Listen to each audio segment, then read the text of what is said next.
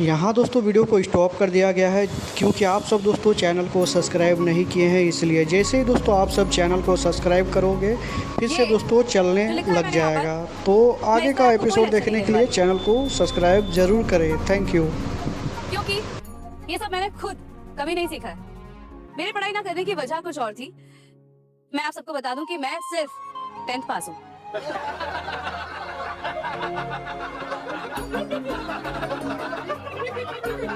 फिर भी मैं आपको यहाँ पढ़ाने क्यों आई हूँ?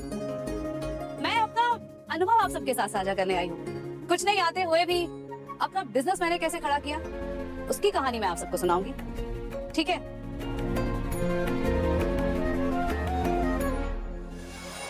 पहला सवाल को सफल बनाने की कहानी यही है कि हम सब में उसको सफल बनाने का जज्बा था। हमने पूरी ईमानदारी के साथ अपना प्रोडक्ट मार्केट किया। मेरे लिए जितना अहम बिजनेस आइडिया है उतना ही अहम उसे पूरी ईमानदारी और विश्वास के साथ तैयार करना भी है।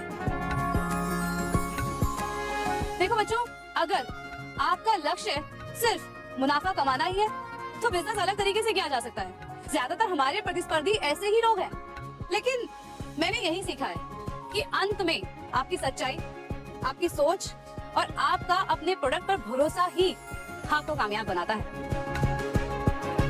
जब पहला स्वाद मैंने शुरू किया था तब बहुत दिक्कतें आई थी।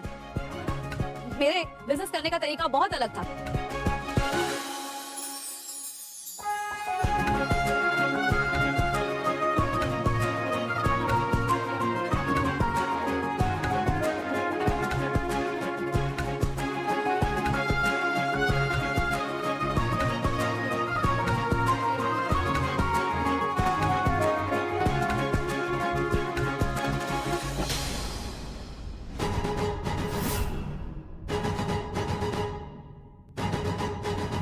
एक मिनट, आप लोग इसी क्लास के हैं?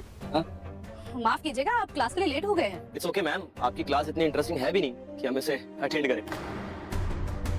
वो तो हमें टीचर ने फोर्स किया था कि क्लास लेना कंपल्सरी है, वरना हम कौन सा आने वाले थे। वैसे भी आपको देख के लगता नहीं है कि आपकी कोई हैसियत है यहाँ प्राइम इंस्टीट्यूट में पढ़ाने की?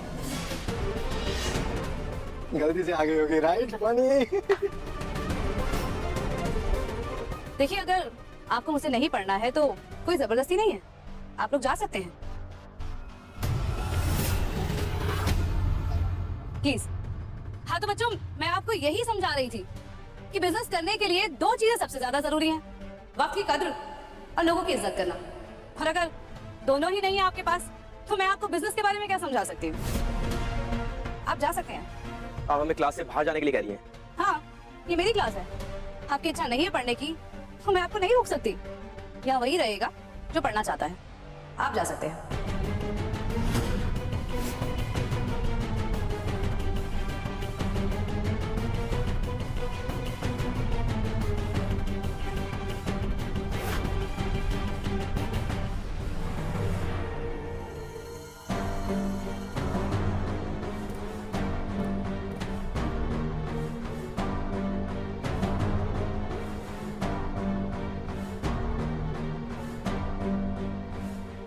हाँ तो बच्चों, मैं आपको पढ़ा रही थी कि आप अपना बिजनेस कैसे आगे बढ़ा सकते हैं। वक्त की कदर कीजिए, अपने साथ काम करने वालों की इज्जत कीजिए, ईमानदारी और धैर्य से काम लीजिए, तभी आप अपने बिजनेस को लंबे समय तक टिका सकते हैं।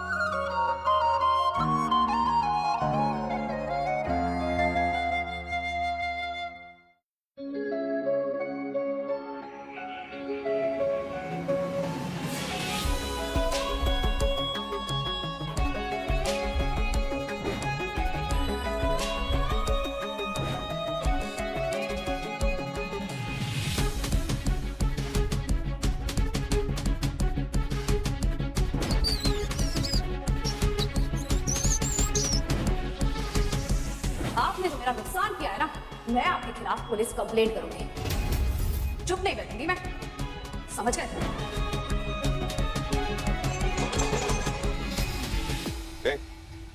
Stop it. तुझे साफ करने को बोला क्या? चल, जो जैसा था वहीं रख। देख क्या रहा है? जैसा बोला उतना कर।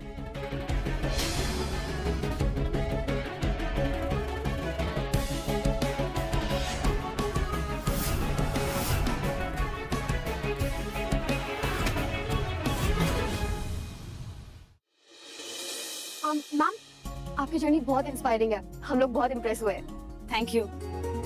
अच्छा, आप लोगों को कोई भी कभी भी कोई सवाल पूछना हो मुझसे तो आप बेझिझक यहाँ पूछ दोस्तों सकते हैं, वीडियो को ठीक है? स्टॉप कर दिया गया है अच्छा, मैं क्योंकि आप रखती सब हूँ। दोस्तों आप लोग चैनल ख्याल को रखिए। सब्सक्राइब नहीं किए हैं, इसलिए जैसे ही दोस्तों आप सब चैनल को सब्सक्राइब करोगे फिर से दोस्तों चलने लग जाएगा। तो आगे का एपिसोड देखने के लिए चैनल को सब्सक्राइब ज़रूर करें। Thank you. कॉल कर देती हूँ उसे। नेटवर्क ही नहीं है।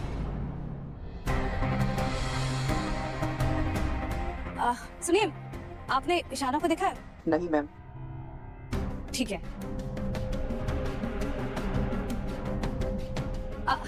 सुनिए, आप ईशाना की क्लास में है ना, ईशाना को देखा है आपने? नहीं। अच्छा, ठीक है।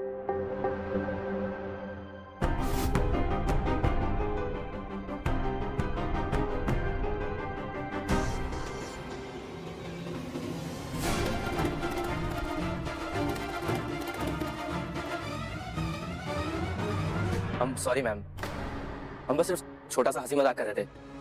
एक्चुअली क्या ना, हम हर न्यू टीचर के साथ थोड़ा बहुत प्रैंक करते हैं। हमारा इंटेंशन आपको डिसरिस्पेक्ट करना बिल्कुल भी नहीं था। मैम सॉरी, एक्चुअली मेरे को भी ऐसा बोलना नहीं चाहिए था।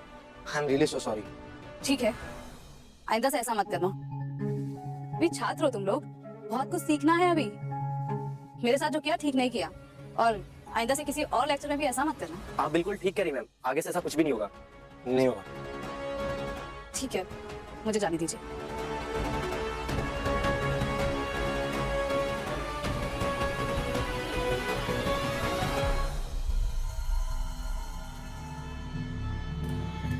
मैम, आप किसी को ढूंढ रही हैं क्या? हाँ, ईशाना सक्सेना को। इशाना? मैम, मैंने इशाना को आर्ट रूम की तरफ जाते हुए देखा था। आश्रम कहाँ है? आर्ट रूम कॉरिडोर से सीधा, देन वहां से लेफ्ट, देन सीधा जाके फिर से लेफ्ट, फिर राइट। ऐसा करता हूँ, मैं आपको लेके चलता हूँ।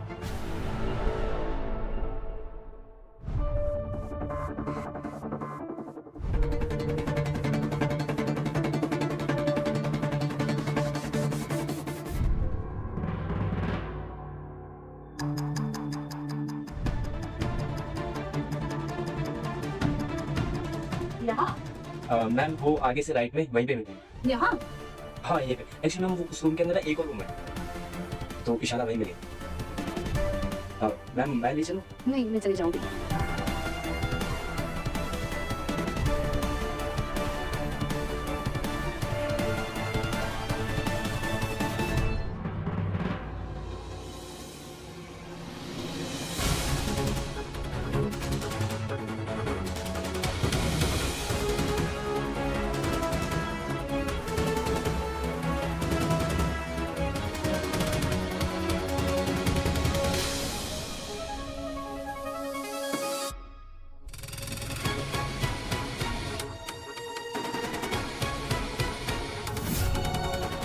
कहाँ है अभी?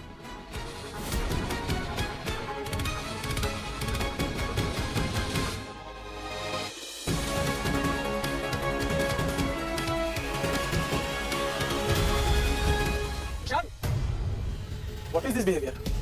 हाँ? शर्म नहीं आती तुम्हें? सुधरोगे नहीं ना? हाँ? तुमने अब तक अपनी असाइनमेंट सबमिट नहीं की है। मेरे रूम में आओ। अभी इसी वक्त।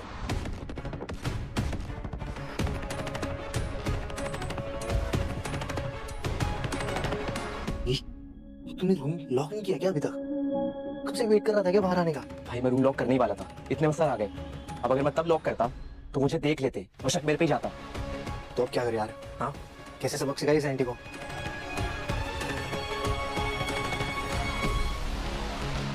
इशाना, तुम आर्ट रूम की तरफ जा रही हो ना? ये आर्ट रूम लॉक कर दोगी? आर्ट रूम के लॉक करना? वो स्टूडेंट्स ना फ्री टाइम में जाके आर्ट रूम में मस्ती करते हैं, तो उससे बहुत शोर होता है।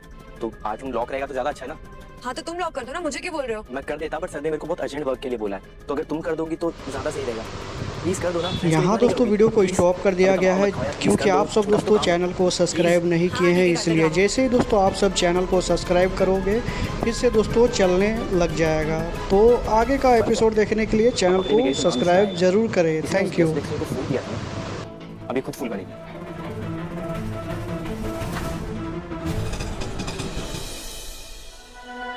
ये ले भैया। थैंक यू भैया, आपने मेरे कहने पर यू टर्न ले लिया, वरना मुझे पूरा घूम कर आना पड़ता। वो थोड़े लोग होते हैं ना बहुत चिक चिक करते हैं, पर आप मुझे ले आए, धन्यवाद।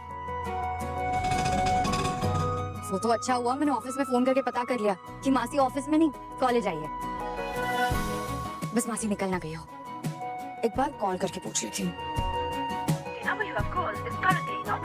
लो नेटवर्क ही नहीं है, अब कैसे पता करूं?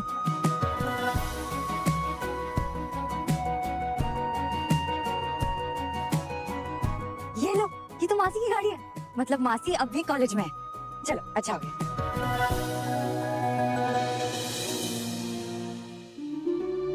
ईशाना, ईशाना, बेटा तुम हो क्या यहाँ?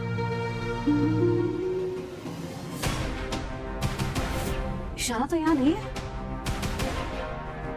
फिर उस लड़के ने मुझे यहाँ क्यों भेजा? शरारत कर रहा था क्या मेरे साथ? हाँ? ईशाना,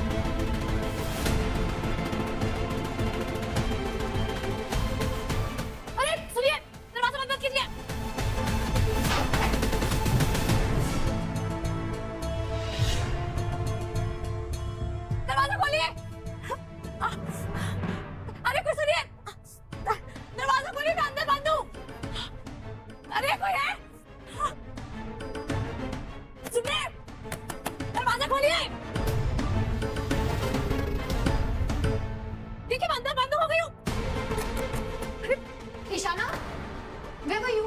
मैं कब से तुम्हारा कैंटीन के बाहर वेट कर रही थी। चलो। ये दरवाजा कौन बंद करके चला गया? ये पता नहीं खुल ही नहीं रहा है। अरे दरवाजा खोलिए।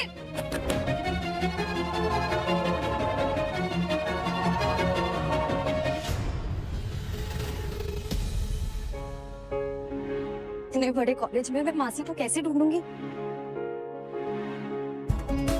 अब भी अनरीचेबल कैसे हो सकता है? सेम लोकेशन पे मेरा पूरा नेटवर्क है पर मासी का नहीं। ईशाना दीदी को ट्राई कर। हाँ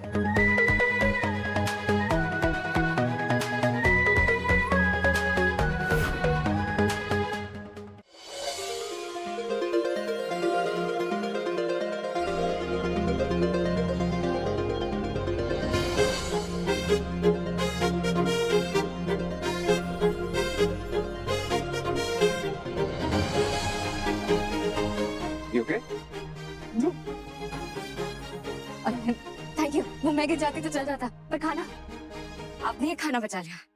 वो मेरी माँ के हाथ का खाना।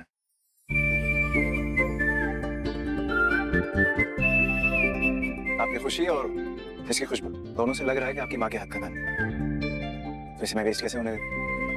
It was my pleasure. Thank you.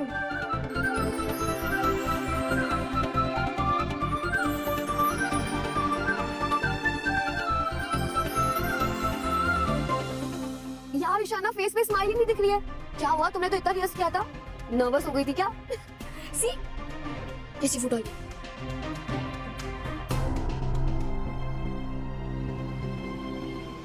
Ishana दी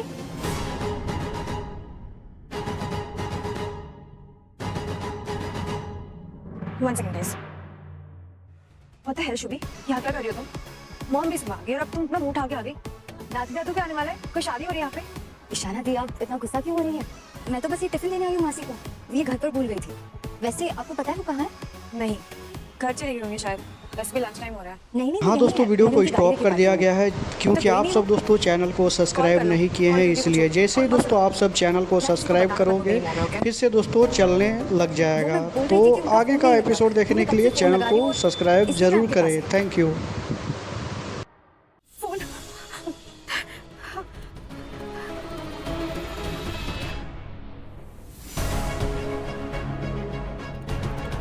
अरे, ये लाइट क्यों जल रही है? कोई है? अरे, ये बात रानी। इशारा को फोन करती हूँ।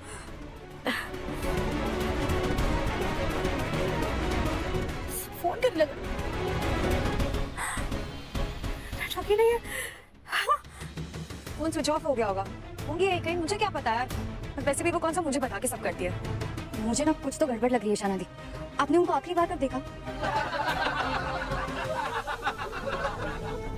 बढ़िया ही हमें तमीज सिखा रही थी। अब सड़ेगी 8 रूम में और दीवारों को तमीज सिखा।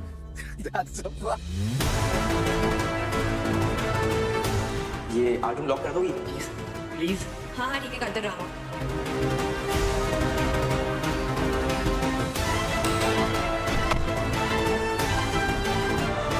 दरवाजा खोलिए। क्या हुआ शाना दी? जिन बच्चों का कोई नहीं होता उनकी अम्मा होती है। मार डालूं जो भी बच्चों के साथ अत्याचार करेगा उसे मार डालूं। तुमने भी अत्याचार किया है ना? मारना चाहती हूँ ना अपनी बेटी को। मैंने मेरी कुछ देखी है, प्लीज मैं सच कह रही हूँ, वो बच्ची मेरी नहीं है। मैंने उसे समझा दिया है। मैं उनकी माँ नहीं हूँ, उनकी माँ कोई और है। मैं सच कह रही हूँ, मैंने किया, मैं उसकी माँ नहीं हूँ, उसकी माँ कोई और है। झूठ नहीं।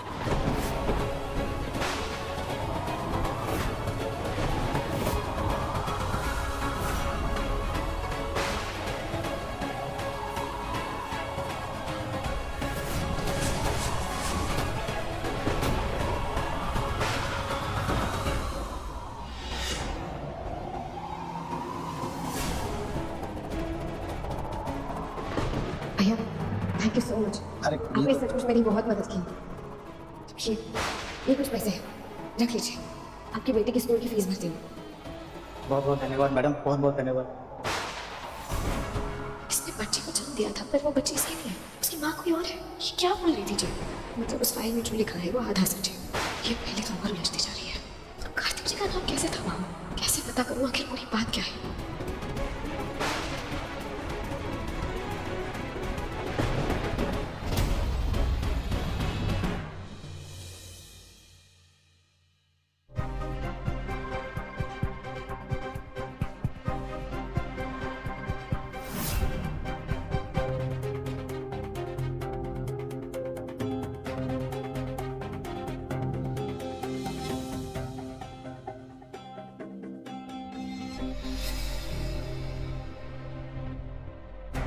ये हमारे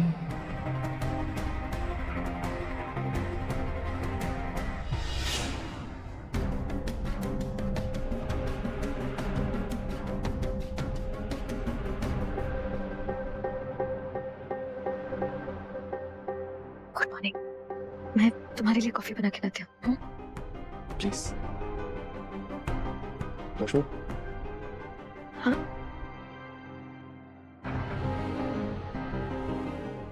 ओके।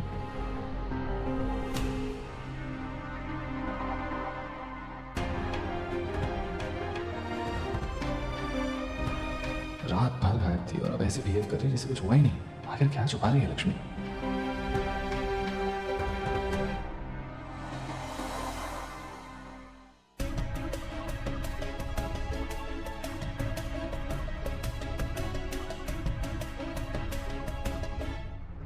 वैसे लक्ष्मी कल रात को नींद तो आई ना अच्छे से? हाँ हाँ बहुत अच्छे से नींद आई। तुमने इतनी अच्छी चंपी जो की थी, मैं तो सीधा सुबह उठी हूँ। झूठ, सफेद झूठ। तुम रात को घर में नहीं आई थी लक्ष्मी। ओह, लगता है बेबी उठ गई। वो और रोएगी, मैं जाकर उसको देख कर आती हूँ।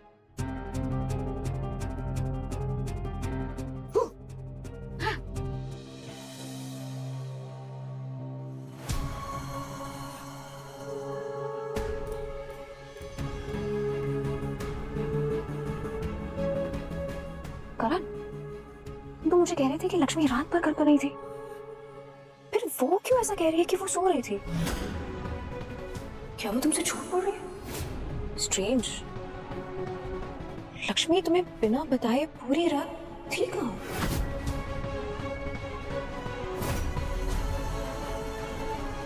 आई नो, लक्ष्मी मुझसे कुछ छुपा रही है।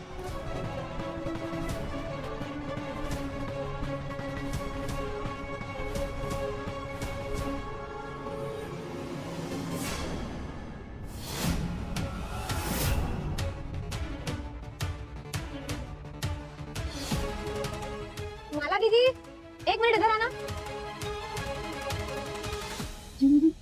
जिया के कमरे से उसकी कंघी लेकर आना, चुपके लेके आइएगा। ओके।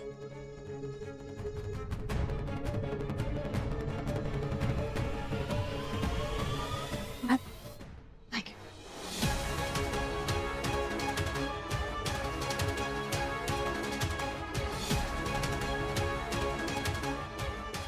बातों से नहीं तो बालों से तो पता लगा लूंगी। डीएनए टेस्ट से कंफर्म हो जाएगा कि ये बच्चे अगर जिया की नहीं है तो किसकी है।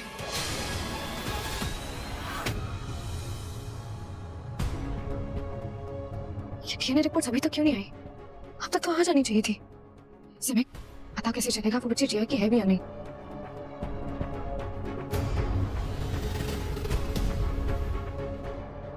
अरे कंघी कहाँ चली गई? यही तो होती है हमेशा।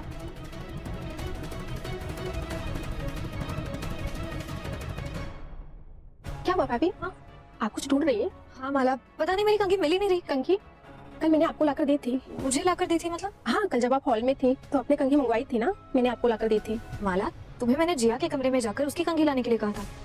तुम मेरी कंघी लेकर आई थी, पर तुम मेरी कंघी क्यों लाने गई थी? पर मैं जिया मैडम के कमरे में गई थी तो जिया मैडम का कमरा बंद था। मुझे लगा आपको बाल सुलझाना था तो मैंने आपकी ही कंघी लाकर दे दी।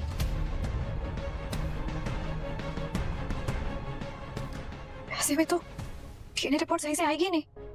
मेरा सैंपल चला गया डीएनए टेस्टिंग के लिए। इसका मतलब रिपोर्ट सही भी नहीं आएगी। कैसे पता करूं बच्ची किसकी है? ये पता नहीं क्या करूं।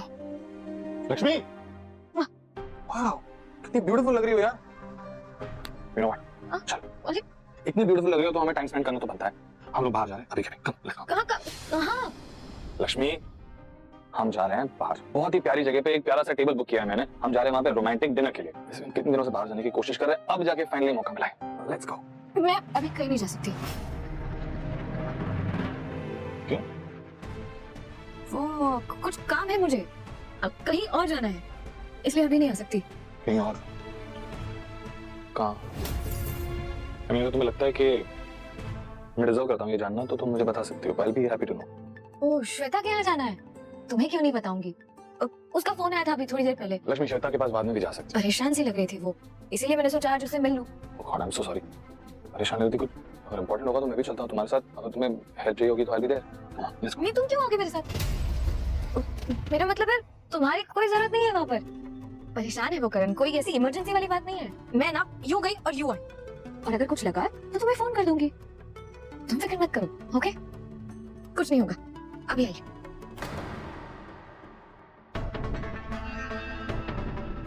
इसे क्या हुआ है? ऐसे क्यों बिहेव कर रही है जैसे फिर कुछ छुपा रही है?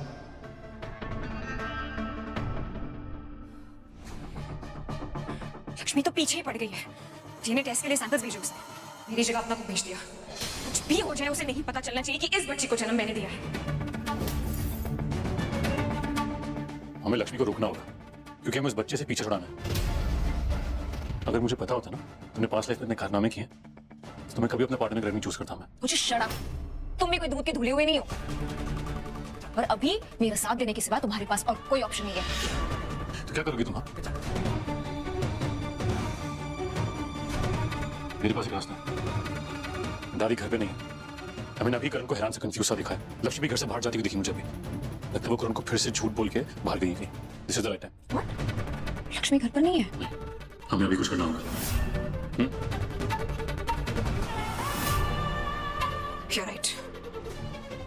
लेकिन हमें जो भी करना है इस बार बहुत केयरफुली करना होगा।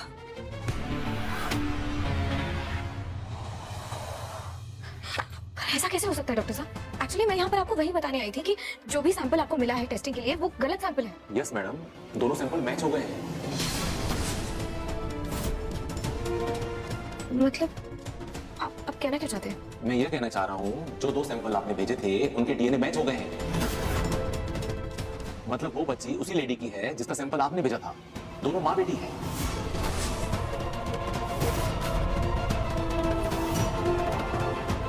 माँ बेटी? मेरा डीएनए सैंपल बेबी से मैच हो गया? ये बात नहीं, इसका मतलब वो बच्ची मेरी है।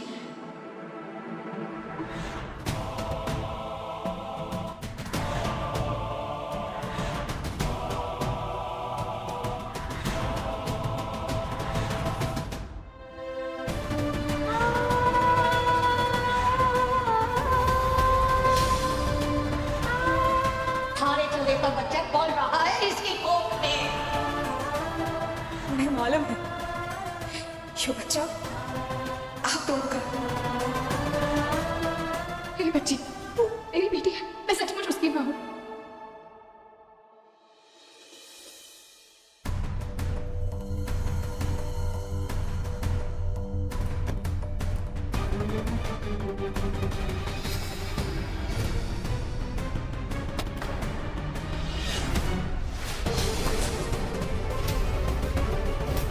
दिया, दिया तुम ये क्या कर रही हो?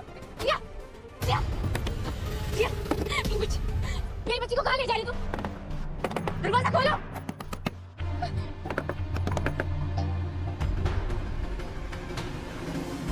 मैं कहती हूँ दरवाजा खोलो दिया।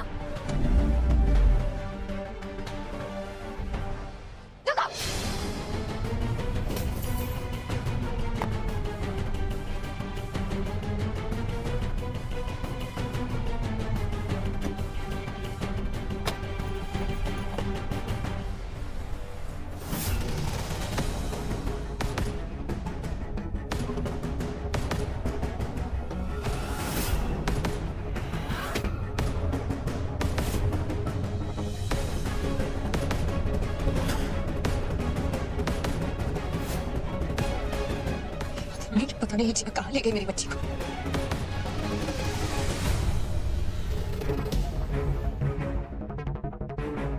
माँ मेरी प्लीज मदद कीजिए, मुझे इसे पकड़ना होगा वरना भाग निकल गई तो नहीं, नहीं, नहीं।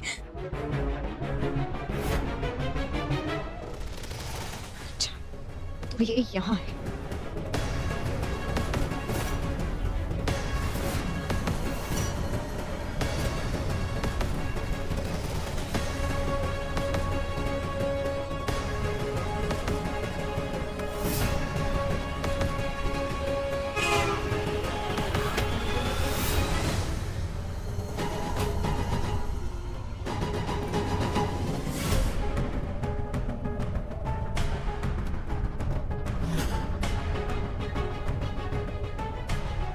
Damn it.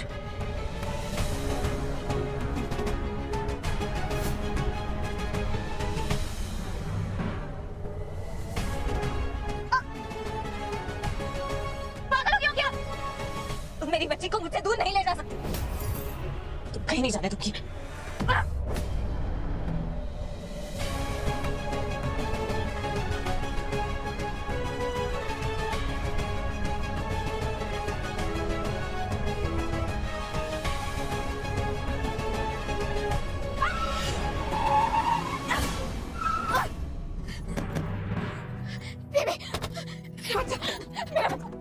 तुम्हारी मम्मा आ गई, तुम्हें कुछ नहीं होने देगी बाबा। मेरे बच्चे कहाँ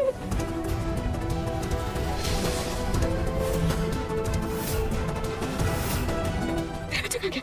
मेरे बच्चे कहाँ गया?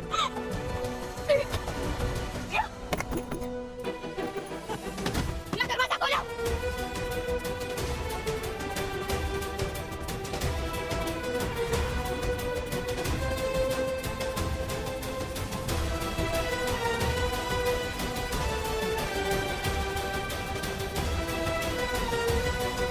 तुम इसे यहाँ से लेके निकल जाओ, मैं लक्ष्मी को डिस्ट्रैक्ट करती हूँ।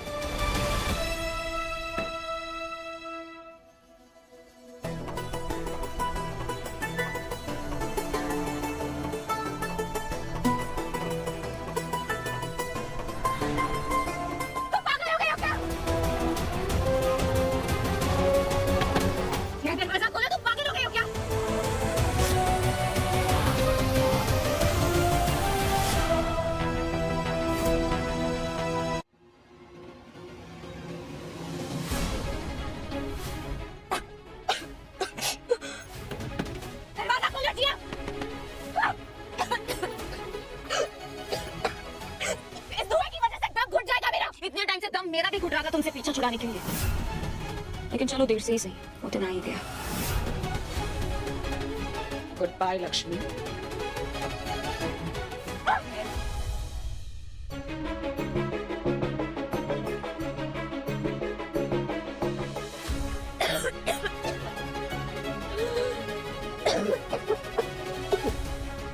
तुम्हारी मम्मा आ गई।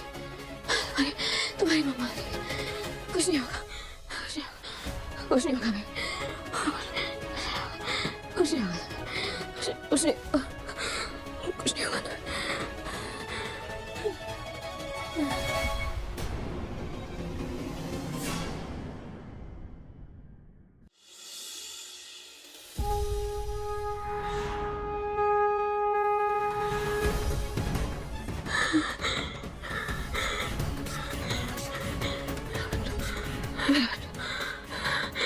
मेरा बच्चा, रे लक्ष्मी, तू हार नहीं मान सकती, तू मर नहीं सकती। मेरे बच्चे को बचाना है, मेरे बेबी को बचाना है।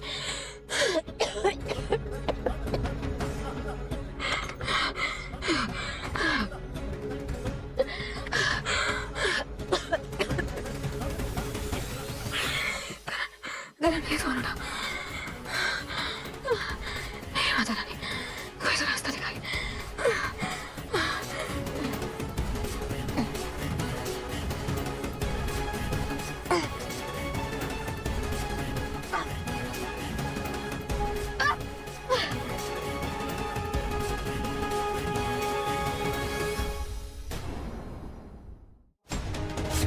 जयराज, लगता है अभी अभी रसोई से बाहर निकली हूँ।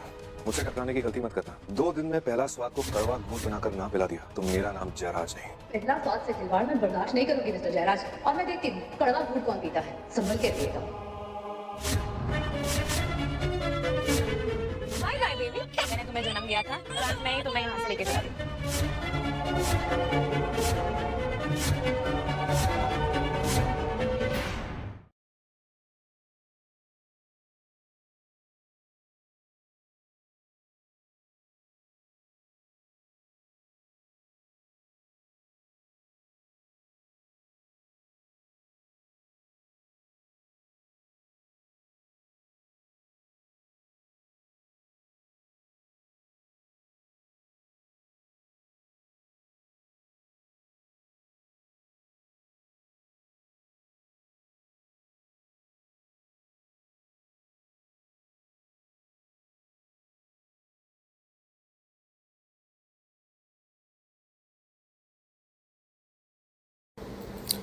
Good evening friends. இன்றைக்கி நம்ம சேனலில் பார்க்க போகிற படம் என்னென்னா, கதை என்னென்னா யானை கதை. கதை பேர் வந்து காட்டின் காவலன் யானை. இந்த யானை பேர் வந்து காளையன். சரி, நம்ம கதைக்குள்ளே போயிடலாமா? ஒரு அழகான ஒரு காடு, ஒரு காலத்தில் மிகவும் அழகான ஒரு காடு இருந்தது. இந்த காட்டில் வந்து பெரிய பெரிய மரங்கள்லாம் இருந்துச்சு. மரங்கள், பூக்கள், என்ன பறவைகள், காற்று மெல்ல ஒரு பாட்டு பாடுற மாதிரி போகுமா. காலையில் வந்தோடனே பறவைங்கள்லாம் சிலு சிலுன்னு பாட்டு பாடும். மாலை வந்தோடனே சூரியன் வந்து மரங்களுக்கு பின்னாடி ஒளிஞ்சிக்கும். அந்த காட்டு விலங்குகள்லாம் வீடு, அவங்க பள்ளி, அவங்களோட விளையாடு மைதானம் எல்லாமே அந்த காடு தான். இந்த காடு தான் அவங்களுக்கு எல்லாமே. அடுத்தது வந்து பார்த்திங்கன்னா நம்ம ஹீரோவோட இன்ட்ரடக்ஷனு. யார் நம்ம ஹீரோனா காளையன், ஒரு யானை. இந்த காட்டில் நடுவுலையே ஒரு பெரிய யானை இருந்துச்சு. அந்த யானை பேர் தான் காளையன். அந்த காளையன் நடக்கும்போது தம் தம் தம்மு நடக்குமா. அந்த நடக்கிற சத்தம் கேட்டோடனே அனைத்து விலங்குகளும் என்ன பண்ணுமா, பயப்படாது, பார்க்க ஆவலாக ஓடி வருமா. ஏன்னா காளையன் அவ்வளோ நல்லவனா. பெரிய உடல் இருந்தாலும் அவனோட மனசு வந்து ரொம்ப பெரிய மனசு. என்னாச்சா, ஒவ்வொரு நாள் காலையிலையும் காலை என்ன பண்ணுவான்னா எழுந்துட்டு காட்டை சுற்றி பார்ப்பானோ. மான் குட்டிங்க பாதுகாப்பாக இருக்கா, முயல் பயப்படாமல் இருக்கா, பறவைங்கள்லாம் மரக்கூடுகளில் இருக்குதா, எல்லாம் சரியாக இருக்கான்னு அவன் பார்த்துக்கிட்டே இருப்பான். அதுதான் அவன் காட்டிலோட காவலன்னு நான் சொல்கிறது. ஒரு நாள்னாச்சு ஒரு மான்குட்டி ஆற்றங்கரையில் விளையாடிட்டு இருந்ததாம். தண்ணீரை பளபளன்னு விளையாடிட்டு இருக்கும்போது சபான்னு சொல்லிட்டு தண்ணியில் ஆற்று தண்ணியில் மான்குட்டி விழுந்துச்சான். மான்குட்டி விழுந்த ஆற்று தண்ணியில் அடிச்சுட்டு போதும்.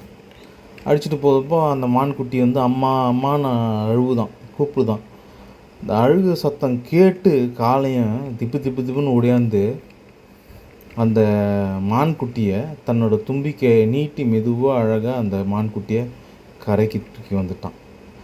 அதை பார்த்து அவங்க தாய் வந்து, நீங்கள் இல்லைன்னா என் குழந்த வந்து ஆற்றோடு கரைஞ்சிருக்கோம், நீ இல்லைன்னா என் குழந்த ஆற்றோடு போயிட்டுருக்கோம் அப்படின்னு சொல்லி நன்றி சொல்லித்தான். அதுக்கு வந்து யானை வந்து என்ன சொல்லிச்சான், இது வந்து நான் தான் காப்பாற்றுறவன், நான் தான் எல்லாத்தையும் பாதுகாக்கிறேன் அப்படின்னு சொல்லித்தான் அந்த யானை. அப்புறமேட்டு அந்த நாட்கள் அப்படியே மெதுவாக இருந்ததான், மெதுவாக போயிட்டே இருந்தான். நாட்கள் பிறகு எல்லா குட்டிகளும் காளையனை சுற்றி சுற்றி வருமா. குரங்கு சொல்லிச்சான், நீ இருந்தால் நாங்கள் தைரியமாக இருப்போம் அப்படின்னு சொல்லிச்சான். முயல் சொல்லிச்சான், நீங்கள் தான் எங்கள் அண்ணன். காளையன் வந்து குட்டிகளுக்கு விளையாட்டாக சொன்னது. அவன் இலைகளை பார்ப்பது போல சிரித்தான். காடு முழுக்க சிரிப்பு ஒலித்தது. அதுக்கப்புறமேட்டு எல்லாம் சந்தோஷமாக இருந்தாங்க. காடு அமைதியாக இருந்தது. நாட்கள் போயிடுச்சு.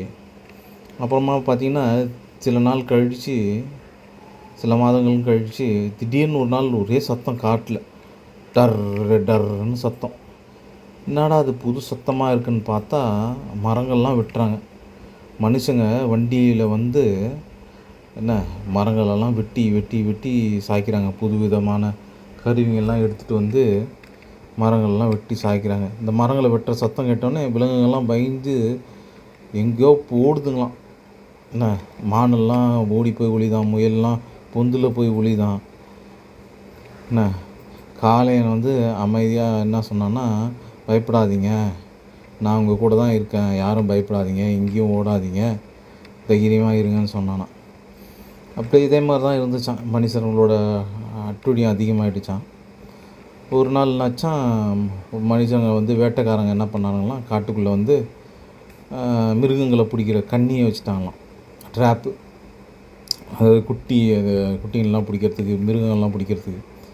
என்ன ஆச்சுன்னா, அதில் அந்த ட்ராப்பில் வந்து அந்த கண்ணியில் வந்து பார்த்திங்கன்னா ஒரு குட்டி யானை மாட்டிச்சான். சிக்கிட்டு அப்பா அம்மான்னு சொல்லி கத்துச்சான்.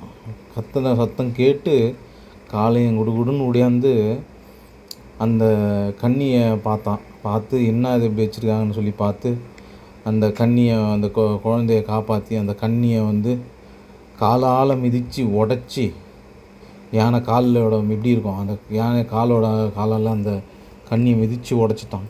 அதுக்கப்புறமேட்டு குட்டிங்களெல்லாம் பார்த்து, இனிமேல் பயம் இல்லை, தைரியமாக போங்க அப்படின்னு சொன்னான். அப்புறமேட்டு பார்த்திங்கன்னா அப்படியே அமைதியாக இருந்தது காடு. அப்புறமேட்டு திடீர்னு ஒரு நாள் பார்த்தா வெயில் காலம் வந்துடுச்சு. வெயில் காலம் வந்ததுனால பார்த்திங்கன்னா திடீர்னு காட்டுத்தீ பரவ ஆரம்பிச்சிச்சு.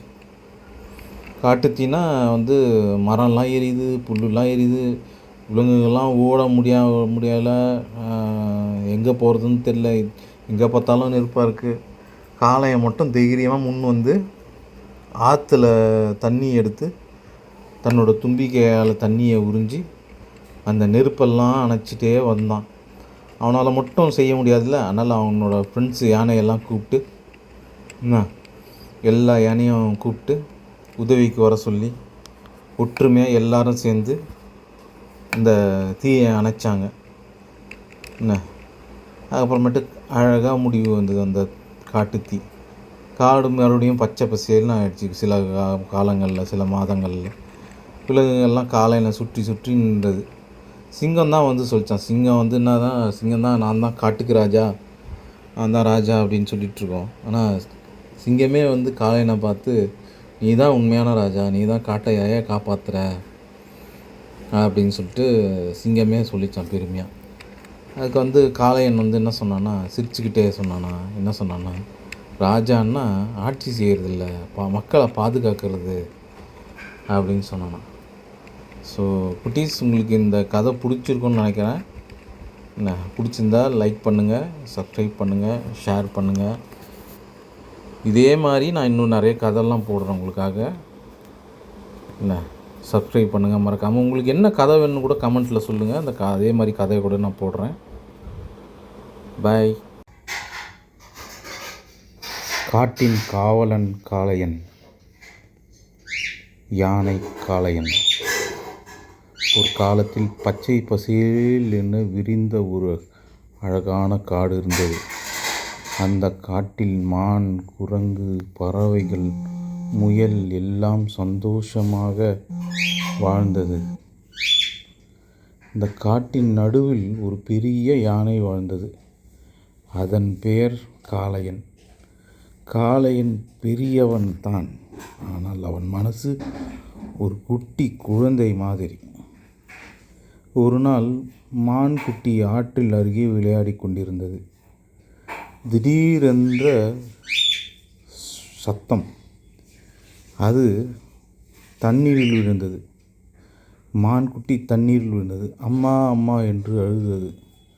அந்த சத்தம் காளையனுக்கு கேட்டதும் தம் தம் தம்னு அவன் ஓடி வந்தான். தன் நீண்ட துதிக்கையால் மெதுவாக மான்குட்டியை தூக்கிட்டான். தூக்கி கரையில் வச்சு அன்பாக பார்த்தான். அம்மா அம்மான்னு சொல்லிச்சு. நன்றி காளையா, நீ தான் எங்களோட காவலனு. காளையன் சிரிச்சுட்டு நம்ம எல்லோரும் நண்பர்கள் தான் அப்படின்னு சொன்னான். காளையன் தினமும் காட்டில் சுற்றி பார்ப்பான். ஒரு குட்டி மரத்தில் சின்ன சின்ன பறவைங்கள்லாம் இருக்கும். குட்டி குரங்கு இருக்கும். ஒரு குரங்கு குட்டி வந்து மரத்தில் சிக்கிச்சான். அந்த குரங்கு குட்டியை கூட காப்பாற்றினானா. அப்புறமேட்டு ஒரு முயல் பயந்தே வந்து அருகில் நின்றுச்சான். அந்த முயலுக்கு வந்து காளையன் வந்து தைரியமாக இருக்கணும் அப்படின்னு சொல்லிட்டு அறிவுரை சொல்லுவானா. எல்லா மிருகங்களோட குட்டியும் வந்து காளையனுக்கு ரொம்ப பிடிக்குமா. சந்தோஷமாக வந்து விளையாடுவான். எல்லாம் வந்து காளையன்னு கூடுவாங்களாம். அவன் தான் அந்த காட்டோட பெரிய அண்ணனான். ஒரு நாள்னாச்சு காட்டில் ஒரு பெரிய சத்தம். டக்கு டக்கு டக்குன்னு. என்ன சத்தம்னு பார்த்தா மரம் வெட்டுறாங்க. யார் வெட்டுறாங்கன்னு பார்த்தா மனிதர்கள் வந்து மரங்களை வெட்டுறாங்க.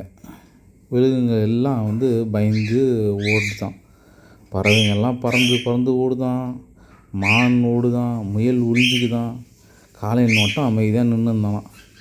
எல்லோரும் வந்து கேட்குறாங்களாம், பயப்பட வேணாம், நான் இருக்கேன், நான் பார்த்துக்கிறேன் அப்படின்னு சொல்லி தைரியம் சொன்னானா. அப்புறமா வந்து இந்த மனுஷங்க என்ன பண்ணாங்கன்னா, மிருகங்களை பிடிக்கிறதுக்கு கண்ணி வச்சுருக்காங்களாம். கண்ணினா பிடிக்கிறதுக்கு ஒரு இது மாதிரி கேஜ் மாதிரி வைக்கிறாங்க. பள்ளம் தோண்டி வைக்கிறாங்க. மிருகங்கள்லாம் பிடிக்கிறதுக்கு, வேட்டையாடி சாப்பிட்றதுக்கு, வெட்டி எடுத்துகிட்டு போய் விற்கிறதுக்கு. அந்த மாதிரி ஒரு கண்ணியில் வந்து ஒரு குட்டி யானை சிக்கிடுச்சான். அப்போ வந்து அந்த யானை வந்து கத்திச்சான், அப்பா அம்மா அப்படின்னு அலறிச்சான். காளை அந்த சத்தம் கேட்டு ஓடி வந்து அந்த கண்ணியை உடச்சி அந்த குட்டி யானையை காப்பாற்றிட்டு அவனோட குதிகாலால் அந்த கண்ணியை உடச்சிட்டானான். மிதித்து ஒரே மிதித்து உடச்சிட்டானான். குட்டியை விடுவிச்சிட்டான். பயப்பட வேணாம், நான் இருக்கேன்னு சொல்லி தைரியம் சொன்னானா. இப்படியே போயிட்டுருக்கும்போது ஒரு நாள் மறுபடியும் பார்த்திங்கன்னா ஒரு அசம்பாவிதம். காட்டுத்தீ வந்துடுச்சான். மரம் புல் எல்லாம் எரிதான். விலங்குகள்லாம் சிக்கிடுச்சான். நடுவில் மாட்டிச்சான். சுற்றின்னு இருப்பான். காளையன் என்ன செஞ்சான் தெரியுமா?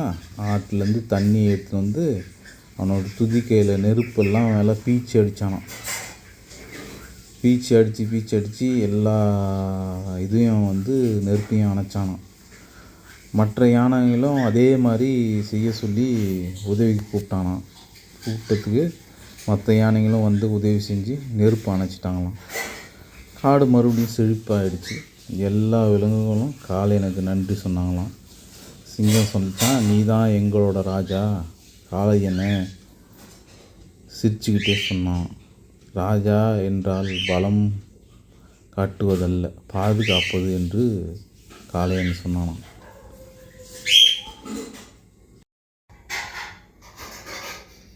காட்டின் காவலன் காளையன், யானை காளையன். ஒரு காலத்தில் பச்சை பசேல் என விரிந்த ஒரு அழகான காடு இருந்தது. அந்த காட்டில் மான், குரங்கு, பறவைகள், முயல் எல்லாம் சந்தோஷமாக வாழ்ந்தது. இந்த காட்டின் நடுவில் ஒரு பெரிய யானை வாழ்ந்தது. அதன் பெயர் காளையன். காளையன் பெரியவன் தான், ஆனால் அவன் மனசு ஒரு குட்டி குழந்தை மாதிரி. ஒரு நாள் மான் குட்டி ஆற்றில் அருகே விளையாடி கொண்டிருந்தது. திடீரென்ற சத்தம். அது தண்ணீரில் விழுந்தது. மான்குட்டி தண்ணீரில் விழுந்தது. அம்மா அம்மா என்று அழுதது. அந்த சத்தம் காளையனுக்கு கேட்டதும் தம் தம் தம்னு அவன் ஓடி வந்தான். தன் நீண்ட துதிக்கையால் மெதுவாக மான்குட்டியை தூக்கிட்டான். தூக்கி கரையில் வச்சு அன்பாக பார்த்தான். அம்மா அம்மான்னு சொல்லிச்சு. நன்றி காளையா, நீ தான் எங்களோட காவலனு. காளையன் சிரிச்சுட்டு நம்ம எல்லோரும் நண்பர்கள் தான் அப்படின்னு சொன்னான். காளையன் தினமும் காட்டில் சுற்றி பார்ப்பான். ஒரு குட்டி மரத்தில் சின்ன சின்ன பறவைங்கள்லாம் இருக்கும். குட்டி குரங்கு இருக்கும். ஒரு குரங்கு குட்டி வந்து மரத்தில் சிக்கிச்சான். அந்த குரங்கு குட்டியை கூட காப்பாற்றினானா. அப்புறமேட்டு ஒரு முயல் பயந்தே வந்து அருகில் நின்றுச்சான். அந்த முயலுக்கு வந்து காளையன் வந்து தைரியமாக இருக்கணும் அப்படின்னு சொல்லிட்டு அறிவுரை சொல்லுவானா. எல்லா மிருகங்களோட குட்டியும் வந்து காளையனுக்கு ரொம்ப பிடிக்குமா. சந்தோஷமாக வந்து விளையாடுவான். எல்லாம் வந்து காளையன்னு கூடுவாங்களாம். அவன் தான் அந்த காட்டோட பெரிய அண்ணனான். ஒரு நாள்னாச்சு காட்டில் ஒரு பெரிய சத்தம். டக்கு டக்கு டக்குன்னு. என்ன சத்தம்னு பார்த்தா மரம் வெட்டுறாங்க. யார் வெட்டுறாங்கன்னு பார்த்தா மனிதர்கள் வந்து மரங்களை வெட்டுறாங்க. விலங்குகள் எல்லாம் வந்து பயந்து ஓடுதான். பறவைங்கள்லாம் பறந்து ஓடுதான். மான் ஓடுதான். முயல் உறிஞ்சிக்குதான். காளையன் மட்டும் அமைதியாக நின்று இருந்தானாம். எல்லோரும் வந்து கேட்குறாங்களாம், பயப்பட வேணாம், நான் இருக்கேன், நான் பார்த்துக்கிறேன் அப்படின்னு சொல்லி தைரியம் சொன்னானா. அப்புறமா வந்து இந்த மனுஷங்க என்ன பண்ணாங்கன்னா, மிருகங்களை பிடிக்கிறதுக்கு கண்ணி வச்சுருக்காங்களாம். கண்ணினா பிடிக்கிறதுக்கு ஒரு இது மாதிரி கேஜ் மாதிரி வைக்கிறாங்க. பள்ளம் தோண்டி வைக்கிறாங்க. மிருகங்கள்லாம் பிடிக்கிறதுக்கு, வேட்டையாடி சாப்பிட்றதுக்கு, கட்டி எடுத்துகிட்டு போய் விற்கிறதுக்கு. அந்த மாதிரி ஒரு கண்ணியில் வந்து ஒரு குட்டி யானை சிக்கிடுச்சான். அப்போ வந்து அந்த யானை வந்து கத்திச்சான், அப்பா அம்மா அப்படின்னு அலறிச்சான். காலை அந்த சத்தம் கேட்டு ஓடி வந்து அந்த கண்ணியை உடச்சி அந்த குட்டி யானையை காப்பாற்றிட்டு அவனோட குதிகாலால் அந்த கண்ணியை உடச்சிட்டானான். மிதித்து ஒரே மிதித்து உடச்சிட்டானான். குட்டியை விடுவிச்சிட்டான். பயப்பட வேணாம், நான் இருக்கேன்னு சொல்லி தைரியம் சொன்னானா. இப்படியே போயிட்டுருக்கும்போது ஒரு நாள் மறுபடியும் பார்த்திங்கன்னா ஒரு அசம்பாவிதம். காட்டுத்தீ வந்துடுச்சான். மரம் புல் எல்லாம் எரிதான். விலங்குகள்லாம் சிக்கிடுச்சான். நடுவில் மாட்டிச்சான். சுற்றின்னு இருப்பான். காளையன் என்ன செஞ்சான் தெரியுமா? ஆற்றுலேருந்து தண்ணி எடுத்துகிட்டு வந்து அவனோட துதிக்கையில் நெருப்பெல்லாம் மேலே பீச்சு அடித்தானான். பீச்சு அடித்து எல்லா இதையும் வந்து நெருப்பையும் அணைச்சானான். மற்ற யானைகளும் அதே மாதிரி செய்ய சொல்லி உதவிக்கு கூப்பிட்டதுக்கு மற்ற யானைகளும் வந்து உதவி செஞ்சு நெருப்பு அணைச்சிட்டாங்களாம். காடு மறுபடியும் செழிப்பாகிடுச்சு. எல்லா விலங்குகளும் காளையனுக்கு நன்றி சொன்னாங்களாம். சிங்கம் சொல்லிச்சான், நீ தான் எங்களோட ராஜா. காளையனை சிரிச்சுக்கிட்டே சொன்னான், ராஜா என்றால் பலம் காட்டுவதல்ல, பாதுகாப்பது என்று காளையன் சொன்னானாம்.